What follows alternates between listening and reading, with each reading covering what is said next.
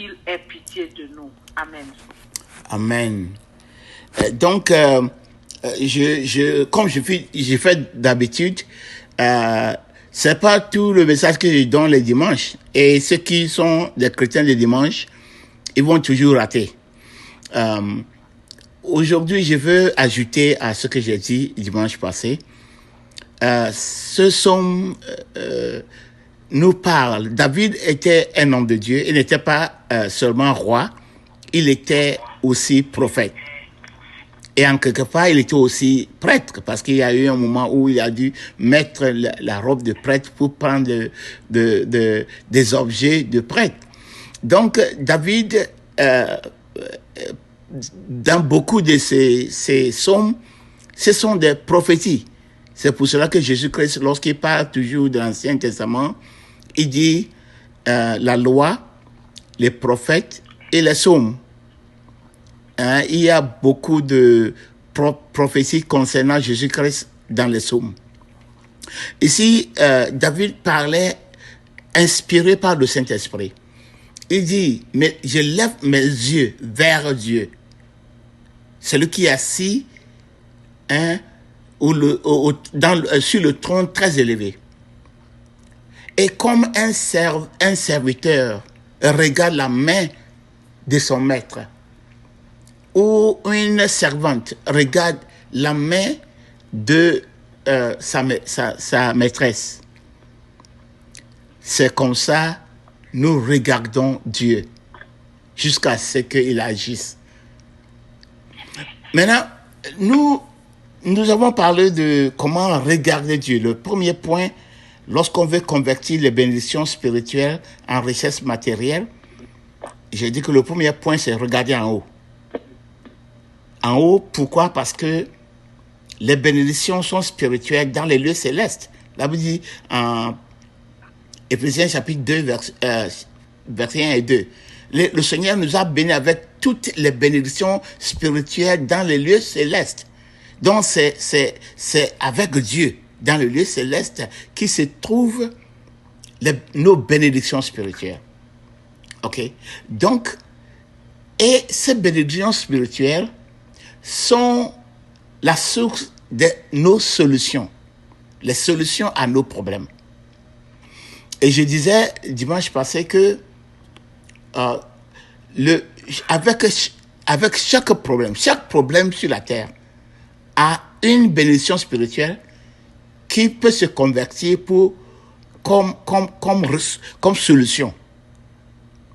Chaque bénédiction spirituelle, chaque problème humain a une bénédiction spirituelle qui correspond, qui peut se convertir pour résoudre ce problème-là. Donc, il faut avoir l'image que David est en train de nous donner ici. Un serviteur qui regarde la main de son patron. Une servante, une bonne, qui regarde la main de sa maîtresse ou bien de sa patronne. Pourquoi est-ce que nous regardons en haut? Nous regardons à Dieu. D'abord, l'histoire d'Abraham, nous savons que il y a la vue de la tente et la vue des cieux, ou bien célestes.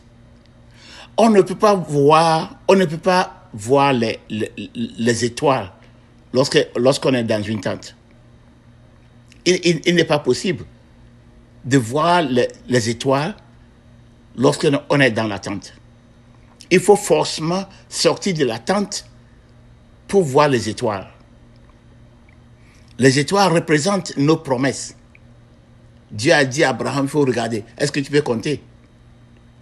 La promesse que j'ai faite, la promesse des enfants, de la postérité. Il faut regarder les étoiles. Donc, les étoiles sont un symbole de toutes les promesses que Dieu nous a faites. Toutes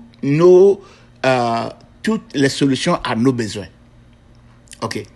Donc, Dieu a dit à Abraham de regarder en haut. Aujourd'hui, lorsque nous appliquons la leçon d'Abraham, et avec cette somme que nous venons de lire, Pourquoi est-ce qu'un serviteur doit regarder, pourquoi est-ce qu'un serviteur normalement regarde son patron? Pourquoi est-ce que le patron prête attention, hein, à son patron? D'abord, pour recevoir de l'ordre. Il doit recevoir l'ordre de ce qu'il doit faire. Parce qu'un serviteur est là pour servir. Donc, il regarde son maître pour voir si son maître a besoin de quelque chose, si je peux faire quelque chose pour toi. 2, il regarde son maître pour son salaire. Il regarde la main de son maître pour son salaire. À la fin du mois, si c'est quotidien, si c'est mensuel, le paye, il doit regarder son maître pour avoir ce paye-là. Donc, il doit regarder son maître aussi, pas seulement pour le servir et pour recevoir le salaire, aussi pour voir si il plaît à son maître. Par exemple, il a préparé la nourriture, il est debout lorsque son maître mange. Vous voyez, il regarde le visage de son maître pour voir si le message, si le patron est en train de savourer la nourriture, si c'est bon. Il reçoit une communication de visage de son maître. Et c'est comme ça, toutes les femmes, lorsque les femmes préparent, et puis ils préparent la table, et le monsieur commence à manger, la femme regarde les yeux, le visage de son mari, pour voir si ça va. Est-ce que la nourriture est bonne? Quelquefois, si le monsieur est en train de manger, puis il a commencé à sourire, donc la femme sait que, même s'il ne dit pas avec la bouche, il sait que c'est bon. Ou bien, le monsieur l'a manière d'avaler. Le monsieur sait que, ça passe. Après que le monsieur a mangé, si le plat est vide, il sait que, mon mari a bien mangé la nourriture. Donc, un serviteur regarde son patron d'abord pour recevoir de l'ordre, pour le service, 2, pour recevoir l'approbation, pour voir si le service est bon, si son patron est content du service qu'il a rendu. Et troisièmement, pour son salaire. C'est pour toutes ces raisons que nous devons regarder à Dieu. D'abord, nous regardons à Dieu pour le service. Qu'est-ce que tu veux que je fasse? Qu'est-ce que tu veux que je fasse? Est-ce que tu as besoin de quelque chose aujourd'hui? S'il est notre patron, nous devons regarder sa face tout le temps. Et 2, est-ce que Dieu est content de ma vie? Est-ce qu'il est content de ce que je fais? Nous devons chercher à regarder Dieu pour la réponse. Et puis 3, pour nos salaires, pour nos besoins. Nous avons des besoins. Donc, nous devons regarder Dieu pour qu'il nous indique la solution. Nous avons des problèmes dont nous avons besoin de solutions. Nous devons regarder Dieu pour qu'il nous indique quelle bénédiction nous devons convertir et comment nous devons convertir ces bénédictions. J'ai dit que dimanche prochain, je vais aller au deuxième point qui est que nous devons regarder dedans. Après avoir regardé en haut, nous devons regarder au-dedans de nous-mêmes. Ok. Mais il est important de savoir que nous devons, en tant que chrétiens, regarder à Dieu, tourner les yeux vers Dieu, pas seulement pour, n'est-ce pas, nos bénédictions, mais pour lui servir, pour écouter les ordres qu'il nous donne, pour avoir sa réaction à nos vies, et puis pour recevoir la récompense. Et la récompense, c'est les bénédictions qui sont là que nous devons convertir. Les trois éléments sont ensemble. D'abord, nous regardons à Dieu pour ce qu'il veut de nous. Par exemple, il y a une situation autour de toi. Il y a une situation dans le village ou bien dans le quartier dans lequel tu vis. C'est qu'il y a des choses qui ne vont pas, quelque chose ne va pas. Les gens sont en train de souffrir. Toi, en tant qu'enfant de Dieu, en tant qu'ambassadeur de Dieu, en tant que le représentant des cieux, en tant que le partenaire du Saint-Esprit, tu regardes le ciel. Dieu, papa, que dois-je faire dans cette situation? C'est très important. Nous sommes des chrétiens, nous sommes enfants de Dieu et nous vivons dans des situations, les gens sont dans des situations et nous sommes tellement préoccupés de nos propres besoins. Nous sommes dans l'église lundi jusqu'au dimanche en train de demander donne-moi. On a oublié que la société autour de nous a des besoins que Dieu seul peut remplir. Dieu seul peut pouvoir à ces besoins-là. Donc, les gens, à part toi et ta famille, il y a des gens autour de toi, dans ton boulot, dans ta société, qui ont des problèmes. Il y a un problème. Il y a un problème au service, un problème dans ton boulot, un problème dans ton village. Toi, en tant qu'enfant de Dieu, en tant que serviteur du Très-Haut, qu'est-ce que tu fais? Il faut regarder en haut. Seigneur, que dois-je faire? Il va te donner des ordres. Et ces ordres peuvent être que voilà une bénédiction qu'il faut convertir. Ça revient, n'est-ce pas? Ça approche au deuxième point. Il faut regarder dedans. Moïse regardait à Dieu. Je vais t'envoyer en Égypte pour sauver mon peuple. Il regardait à Dieu. Moi, tu parles de quoi? Moi? Comment est-ce que moi je peux tenir devant Pharaon? Qu'est-ce que j'ai? Un pauvre berger. Il regardait à Dieu. Dieu dit non. Ne me regarde pas. Regarde toi-même. Qu'est-ce qu'il y a dans ta main? Il dit, ma main? Oui. Je n'ai rien, je n'ai pas de dollars, je n'ai pas rien. C'est un bâton. C'est un bâton que j'ai. Dieu dit, le bâton, ça suffit. Peut-être la chose dont la société, dont la chose qu'il faut pour résoudre ce problème pour la société, se trouve en toi. Si ça ne se trouve pas en toi, le Seigneur va te donner des ordres comment faire pour remplir ce besoin-là.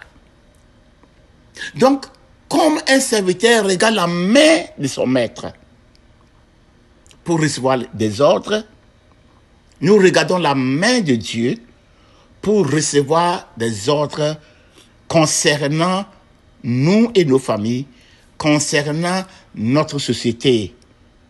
Et je dois mettre le point sur la société, la communauté dans laquelle nous vivons. Les gens du monde vivent de manière égoïste. Nous, les enfants de Dieu, nous vivons dans l'amour.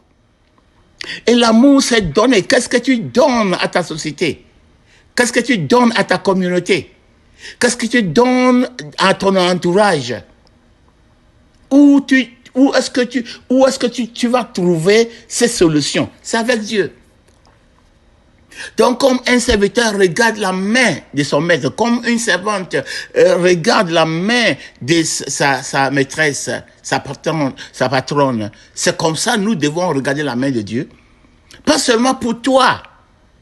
Pas seulement, Seigneur, ma femme, mon mari, et je veux un enfant, je veux un boulot, je veux une voiture, je veux construire une maison, je veux faire... Oui, c'est bon. Mais nous devons aussi être conscients des gens qui sont autour de nous. Et ça, c'est le troisième point. Regarde autour de toi. Nous allons entrer en détail avec ça. OK. Donc, d'abord, nous devons regarder Dieu. Et si, bien sûr, lorsque nous disons que nous regardons les cieux, nous savons que c'est symbolique à regarder à Dieu. Dieu est en nous, mais il est toujours au ciel. Il règne dans les cieux. OK. Donc, regarder à Dieu, c'est que va vers Dieu dans la méditation et dans la prière. Va vers Dieu dans la méditation et dans la prière. Pose des questions à Dieu. Seigneur, voilà ton peuple est en train de souffrir.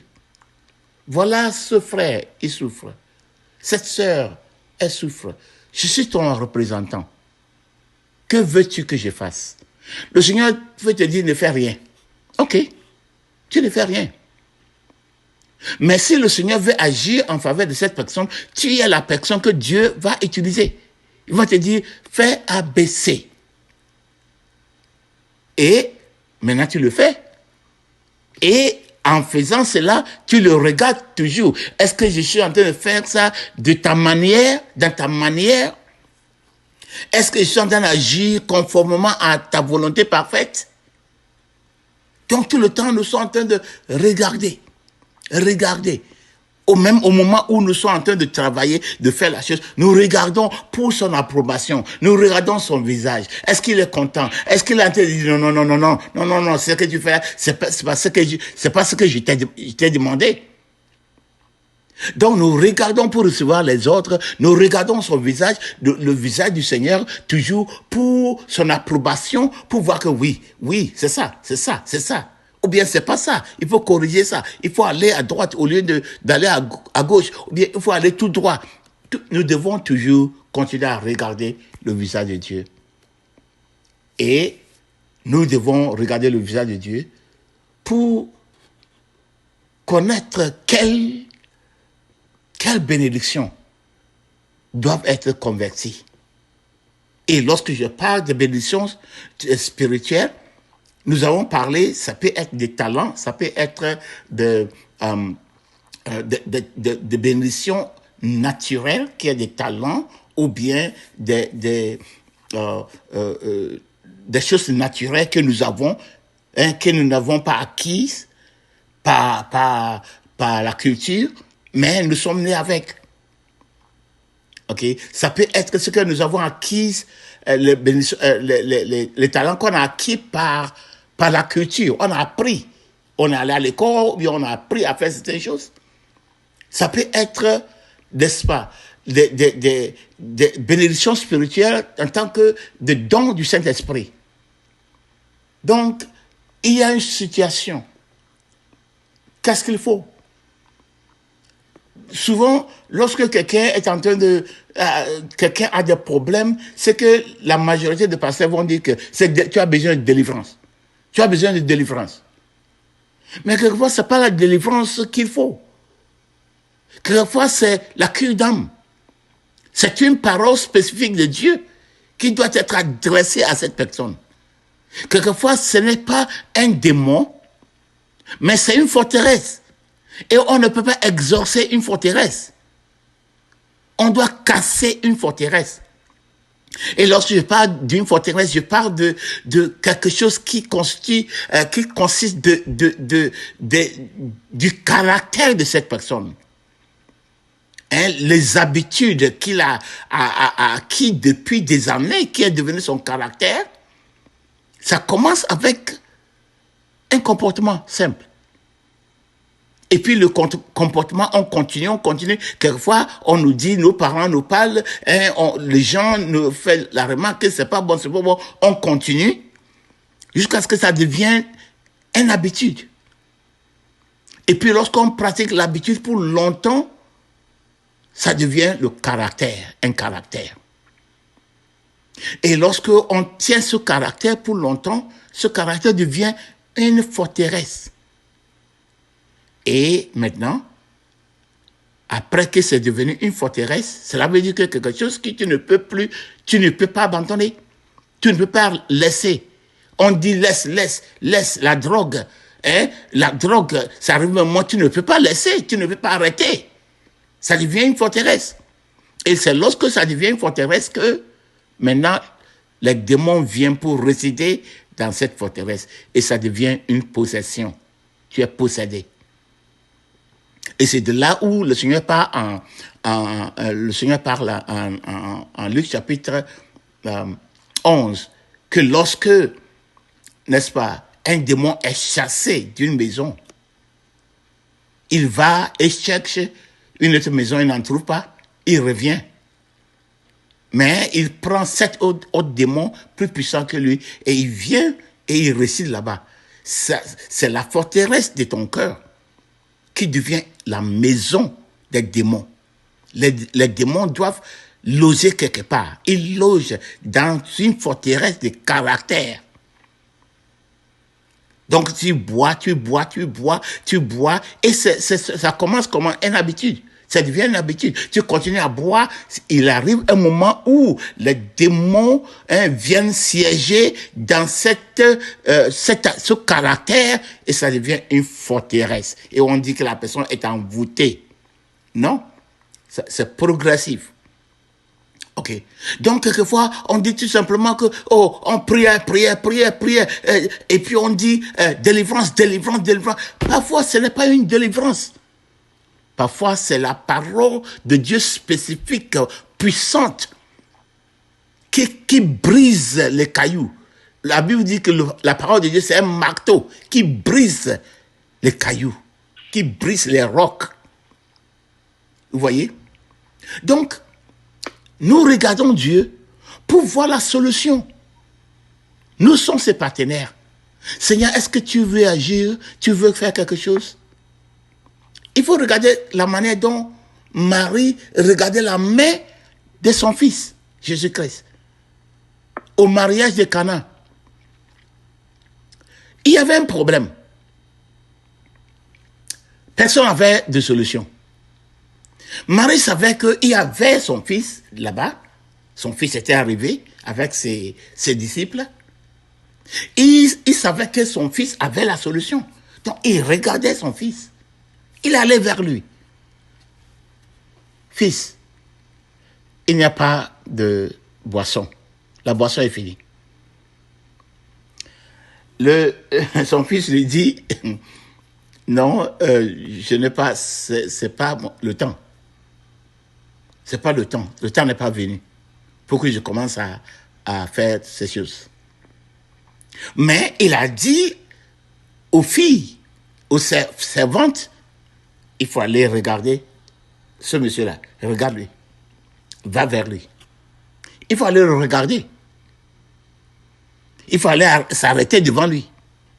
Et regarde son visage pour voir si il va continuer à vous refuser. Les filles sont allées. Ils sont allés s'arrêter devant Jésus-Christ, regarder son visage. Je pense que le regard même de ces filles a obligé Jésus-Christ de faire quelque chose. Quoi qu'il a dit que ce n'est pas son temps. Les filles étaient là. La maman dit, va vers lui. Tout ce qu'il va vous dire, il faut le faire. Les enfants sont allés arrêter là-bas. Ils attendaient, n'est-ce pas, ce que le Seigneur va dire. Le Seigneur était obligé de leur dire quelque chose. Est-ce qu'il va dire? Il a dit à sa maman, c'est pas mon temps. Maintenant, ce n'est plus sa maman. Ce sont des filles, des servantes. Comme un serviteur regarde son maître, comme une servante regarde sa patronne. Donc les filles sont allées arrêter devant le Seigneur. Elles le regardaient. Le Seigneur était obligé. Il dit, ok, il faut aller puiser de l'eau, remplir ces pots qui sont là. Vous voyez? Donc, nous, en tant que des gens qui ont des relations avec la source de la solution. Marie avait une relation avec son fils. C'est pour cela qu'il connaissait son fils plus que tout le monde. Il savait que son fils était capable de résoudre le problème. Donc, quoi que son fils même lui a dit, balancer, je ne sais pas encore mon temps, il a dit aux filles, il faut aller, vous êtes des étrangers à à mon fils. Mais il faut aller s'arrêter devant lui, regarde son visage, écoute. Il va vous dire quelque chose. Et voici, le miracle est accompli. C'est comme ça que nous devons regarder vers Dieu. Comme ces filles qui sont allées arrêter devant le Seigneur, ils regardaient pour entendre sa voix. Quel ordre? Nous sommes des servantes. Nous sommes là pour exécuter tes ordres. Quel est ton ordre, Seigneur? Il manque la boisson est finie. C'est catastrophique. C'est un scandale qu'on organise vraiment un mariage et puis les gens sont là.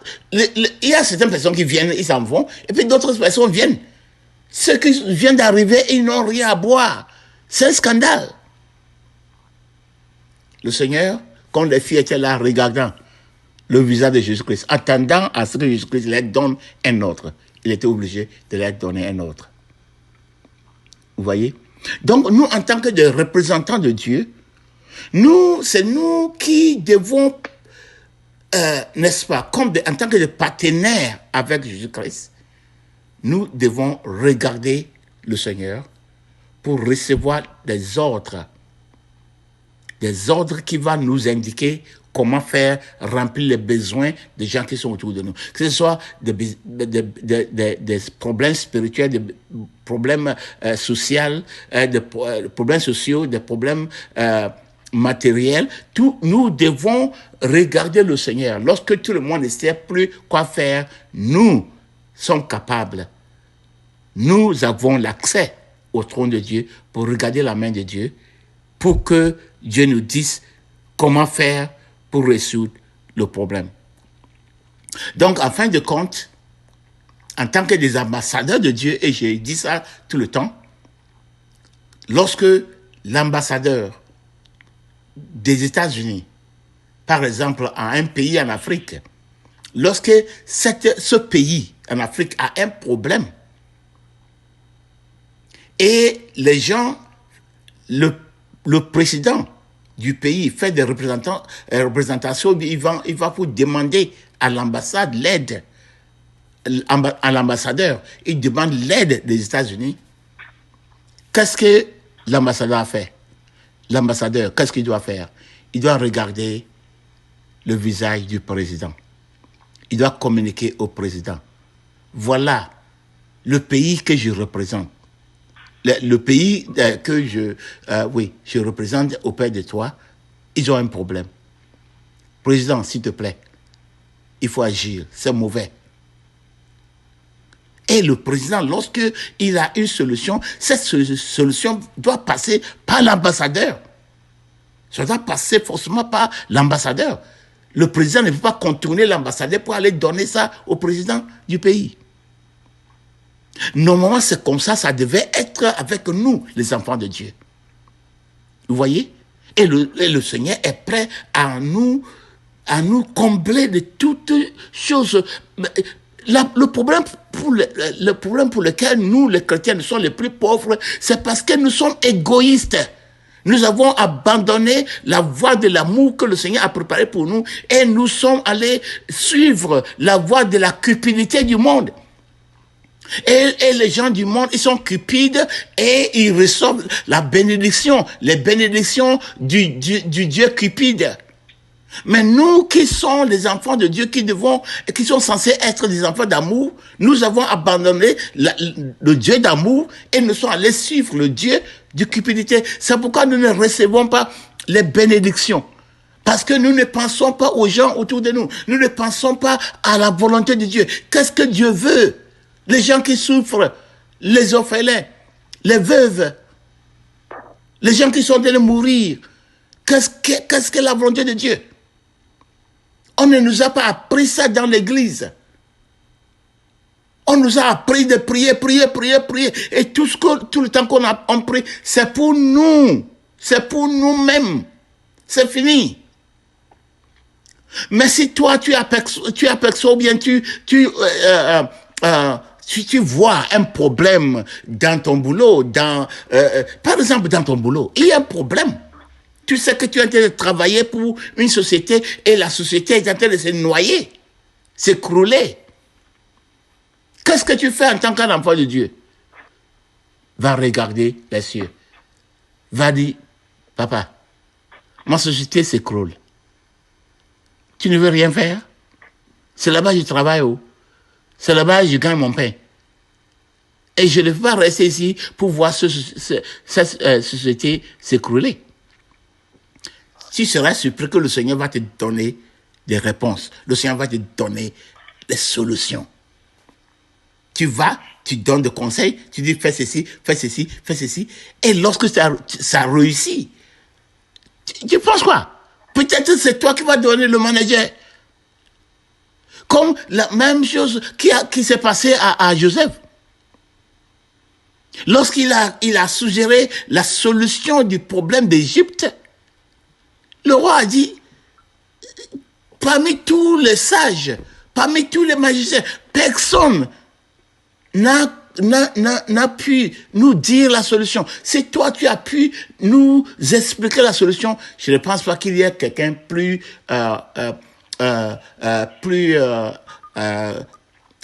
propice que toi de devenir le premier ministre. Vous voyez? Vous voyez comment ce don, ces bénédictions, le Seigneur peut nous conduire à exercer des dons, des talents qui sont à nous, et comment ces dons peuvent vraiment ouvrir des grandes portes, des portes de bénédiction, des portes de richesse pour nous. Vous voyez? Donc, regardez en haut. Et Psaume 123, versets 1 et 2. Comme un serviteur regarde son maître et une servante regarde sa patronne. C'est comme ça que nous regardons le Seigneur jusqu'à ce que la solution du problème soit donnée. Et j'ai dit que nous regardons le Seigneur pour trois choses. D'abord, nous le regardons pour le service. Seigneur, est-ce que tu as besoin de quelque chose? Seigneur, est-ce que tu as besoin que je fasse quelque chose pour toi? Je suis là pour toi. Je suis ton serviteur. Je suis ton esclave. Deux, nous regardons le Seigneur pour son approbation, pour voir si je suis en train de faire la bonne chose. Si la manière de faire ça, ça te plaît. Si tu es content de ma manière d'exercer tes ordres. Et toi, nous regardons pour voir quelle bénédiction nous devons convertir. Comment convertir ces bénédictions pour remplir les besoins autour de nous. Que le Seigneur nous bénisse. Amen. Amen.